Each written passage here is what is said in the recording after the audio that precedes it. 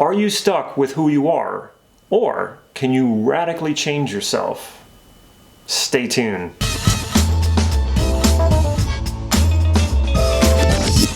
Hey, this is Damon from NLP Gym. Neuro-linguistic programming is the technology of creating the life that you desire. And for the past several years, I've been learning and mastering NLP in order to create the life that I desire, and now to help you create the life that you desire.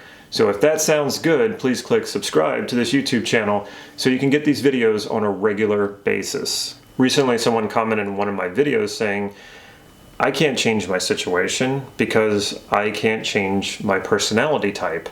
Isn't that correct? You can't really change who you are. And the example that he gave was that he was an introvert, therefore he couldn't communicate well. And that's just how it was. That's just how he just had to accept himself that way. First of all, let's first define what you mean by personality type. While there may be certain personality types or certain parts of your personality that can't be changed, I would say that probably more than 80 or 90% can be changed. And I'll talk a little bit more about how your personality is developed in the first place and so how we can change it. But let's take the example of introverted or extroverted. This tends to be a pretty steady personality type. You're either an introvert or an extrovert. At the same time, it's a spectrum. You can't just say, well, I'm an introvert, and therefore when you say I'm an introvert, all introverts are exactly the same and are exactly as introverted as all the other introverts. And then the same for the extroverts, that if you're an extrovert, then you're the same as all the extroverts. No, some people are more introverted and more extroverted. It's more of a spectrum. So where do you fall on that spectrum? And if it is a spectrum, it's likely that it's more fluid, which means it can be changed. So I will say right up front, I am actually an introvert. And the truth is that I can only say that I probably know just two extroverts. People who I would clearly say they're on the extrovert end of the spectrum. Most people, I think, are introverts. Now, how you really define if you're an introvert or an extrovert is how do you recharge? Like, how do you recharge your batteries? So if I am kind of burned out, I need to be alone for a while, especially if I'm teaching or if I'm in a social situation. Now, it doesn't mean I don't like these things. I love to socialize. I love to teach. I like doing these videos. These are all extroverted activities. However, I need to then recharge because this takes energy out of me. This is not what creates energy for me. What creates energy for me is going someplace alone, and I could do some sort of activity like reading or yoga or anything that's something that I enjoy that I can do alone. I recharge. Extroverts, on the other hand, they recharge by being around people. They recharge by being in social situations. They recharge by getting up on stage and talking to people. If you are a severe introvert, you can challenge yourself with extroverted activities and therefore become more extroverted. I used to be very, very shy, and I challenged myself with extroverted activities. I joined Toastmasters. I started doing these videos. I started teaching. I started approaching women who I found attractive on the street, or not just on the street, but anywhere. Those are all extroverted activities. Now, again, it takes a lot out of me to do that, but I've cultivated those abilities. Therefore, I would move on the spectrum of introversion to extroversion. So I would become more extroverted that way. So overall, I will probably stay an introvert because I don't really see it useful for me to try to become an extrovert. And so that's my point about this. Sure, there may be personality types, and sure, there may be some things that you can't change about that, like the same way that you can't change your eye color. But that doesn't stop you from doing anything. That doesn't limit you from doing anything. And I know people like to take these personality type quizzes and whatever you want to call them. They're supposed to tell you who you are, what you're good at, what you're not so good at. If you find that you're limiting yourself by these beliefs about who you are based on a personality test, drop it. It's not useful, okay? the beliefs that you want to have about who you are should be beliefs that open you to possibilities, open you to opportunities. If they're closing you off and making you believe that you have some sort of limitation or you can't do certain things because that's not your personality type, it's not useful, drop it. Challenge yourself instead. If you feel like you're an introvert, challenge yourself with an extroverted challenge. If you feel like you're not very visual, challenge yourself with visualizations. If you feel like you're not very musically inclined and you would like to be, but it's not a part of your personality, work at it. See what you can do. Find out what the possibilities are. Now here's the thing too. You want to go by what is useful and what you want. Like I said, I do these activities because I wanted to make videos. I wanted to meet women.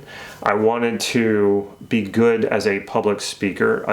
Communication is very important to me. So because I want these things, therefore I challenged myself to do them. So if you're introverted and it does not interest you to do extroverted activities, then what's the point? You don't need to. But if it's limiting you, then by all means do things that will break you out of that limitation if it's a limitation that you want to overcome. This brings me to the question of what really shapes your personality. Of course, there are some internal, born with you, instinctual, whatever you want to call it, parts of you that are just like, they're just the way that they are. Based on your genetics or whatever you want to call it, it sort of shapes you in a certain way. I would say that that is true, but that is probably not the overall greatest influence on your personality. What really influences your personality is the demands that are placed on you. And in the beginning, when you're born, from the time that you're born to probably early adolescence and even into adolescence and even young adulthood, your personality is shaped by the demands that are placed on you, mostly externally. As you get older, as your personality starts to form, you probably have internal demands, and that would be your desires, your wants, things that you want to do. So by the time we're 18, we're probably mostly shaped by external demand. The demand was placed on you to make good grades, so you made good grades, or you resisted making good grades. So you became that kid who was either really academically strong and made good grades, or you were that kid who didn't make good grades and you don't find grades to be that important and you resisted or you rebelled, whatever it is. So that's an example of how external demands shaped your personality. Now, as we get older and we become adults, we still have demands on who we are, and that's based in our culture, that's based in society, could even be based in whatever government we're in. The problem here is that the external demands tend to be based in conformity. Pretty much all systems, their major objective is conformity. Now, we can have a society, a culture, or even a government with a vision. We think of a lot of times more businesses have a particular vision, and then the business is shaped around the vision. The culture is shaped around that vision. But most of the time, cultures and societies are lacking in vision. And what it then falls to is that conformity. So it's better to have people conforming to the system rather than disrupting the system. Now, you might be thinking, oh, well, I'm good with that too. I'm a nonconformist. Well, if you're a nonconformist, you're still conforming to conformity. You're just going in the opposite direction, but you're still enslaved by conformity. The main point I want to make here is to get to know yourself better, to connect with yourself better. And the best way that I always recommend doing that is through really connecting with your values and knowing what criteria it is to fulfill those values. The more you connect with yourself and the more you put those demands on you of what you want rather than conforming to the demands of external pressures, you will begin to live a happier and more fulfilled life. The more you get to know you, the more you connect with who you are, the more you become aware and understand what your values are and what's the best way for you to fulfill those values, which is what we call criteria, you will start to shape your own personality, and you will have a personality based on you, more so than the personality if it were being shaped by outside external pressures. Not only does this make you more unique and more an individual and more interesting to other people, this will also has the effect of making you feel more fulfilled, making your life feel more purposeful and meaningful. I don't want to exclude the value of helping others, connecting with others. Those are all wonderful things. What I am cautioning you about is conforming to external pressures, especially when they don't fulfill you, when they're not your values. Now that you're watching this video and you're understanding what I'm saying here, you can start to now shape your personality based on you. And that comes from exploration, exploring who you are, exploring your values, exploring your criteria for those values. And now start shaping yourself. It will be challenging. In fact, when you break from conformity, this can be a very scary and fearful thing because it can feel like you're breaking from the tribe, which back in thousands of years ago, when you broke from the tribe, you risked death because you depended on each other so much. But we're not living in those times anymore. We're living in the time of you get to be you. As long as you don't break the law, you can do whatever it is that you want. Now, again, this can be scary because it feels like you're not going to fit in anymore, or maybe the people who you've grown up with, who love you, support you, and you love them and are supportive of them, that you may become unrecognizable to them. This is a valid fear, and sometimes if people around you are rather narrow-minded, that can actually happen. My main message to you is that most of us will choose conformity unconsciously. In my own life though, and I can only speak from my own experience and from others who have chosen this path, the path of shaping my own personality, becoming self-aware, getting in touch with who I am, and following that, is that this has been the most fulfilling and rewarding way to live my life. And I use my values as the headlights, as my guide on a journey and a pathway that no one else could choose for me, only I could choose it. There are times where it can be dark and painful, especially because you feel at times, only at times, to be very isolated because it is only your journey and no one handed it to you and you're on your own. Conformity can feel very, very comforting because it's what everyone else is doing. And for some people, that can be enough. For some people, that is rewarding and fulfilling enough just to know that there's other people that are doing the same thing that they're doing, even if they go through the same loops over and over in life. And I don't judge that. If that works for you and you can live a simpler life and make that work for you, man, whatever works. So I am certainly not judging people who go about life that way.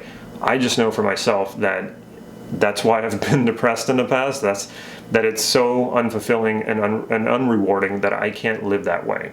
And there are a lot of me's out there too who are unhappy and unfulfilled and they're not sure why. For most of us, it's because conformity is just not working for us. And again, I don't mean that we should become nonconformists. I have no interest in conformity or nonconformity. Neither of them interest me. I'm not into rebellion. I'm just into living my life to the fullest, living my life in a way that makes me happy. So if this resonates with you, it's probably because you're one of those people too, that you need to carve out your own life. It's not easy. It will be dark at times, but from my experience, I can truly say that it's the most rewarding, most fulfilling existence that I could possibly live. And if this is resonating with you, it's probably the same for you too. Check out my website, nlp-gym.com. There you will find some free NLP training that you can download right away and get started immediately. Also, I have some free hypnotic inductions. Again, you can just download those straight from their website, and you can download it to your phone, to your iPad, to your computer, and start listening to them right away. Just let my voice take you to greater and greater self-esteem and confidence. Follow me on Facebook if you want to know what I'm up to, whatever it is I'm up to. I always post it on Facebook, so if that's a new online training that I'm releasing, a talk that I'm giving, or if I'm going live, you'll know it by following me on Facebook. If you like this video, please click like right down here. And like I mentioned, if you haven't subscribed already, please do so right now by clicking the subscribe button and hit the bell so you'll be notified when new videos are coming out. Take care.